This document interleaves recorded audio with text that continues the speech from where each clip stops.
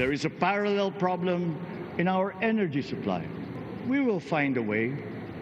President Ferdinand Bongbong Marcos Jr. doubling down on his promise to push for alternative sources of energy to lower electricity rates. During his campaign, Mr. Marcos proposed the need for more hydrothermal, wind, solar, and geothermal plants. We have made commitments internationally to reduce our dependence on, first of all, coal, and to replace it with renewables. We have to also determine the mix of renewables. The renewables to traditional. Diyan na pumapasok ang usapan ng nuclear. Renewable energy currently comprises 21% of the country's energy mix, and the Energy Department eyes to increase it to 35% by 2030. European diplomats who have met the new president vowed their support for the Philippines' energy transition. But for the new president, the best way to move forward is by exploring the possibility of tapping nuclear energy. Nuclear remains to be the cleanest and cheapest way to produce energy. Environmental groups, however, say nuclear is a dirty and expensive energy source that will not solve the country's energy crisis. They add harnessing nuclear power is also a detour from the shift to cleaner energy sources.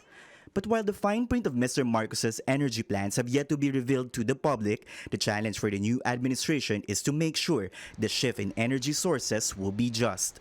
It is the poor, it is the marginalized, it's the workers who are bearing the brunt, and the communities who are bearing the brunt ng impacts ng climate change. From the Paris Convention in 2015 to the Glasgow Climate Impact in 2021, countries are urged to commit to a so-called just transition. Just transition happens when countries can create green jobs that are sustainable, decent, and at the same time fair and inclusive. The Philippines has Green Jobs Act of 2016 that could make this possible, but there are also hurdles. Last month, the Energy Department awarded 19 renewable energy contracts, which will add nearly 2,000 megawatts of power supply nationwide once constructed. The concept of that kasi is to encourage renewable energy. We cannot just totally depend on renewable energy unless there is now a parallel technology that will support it, to make it 24/7.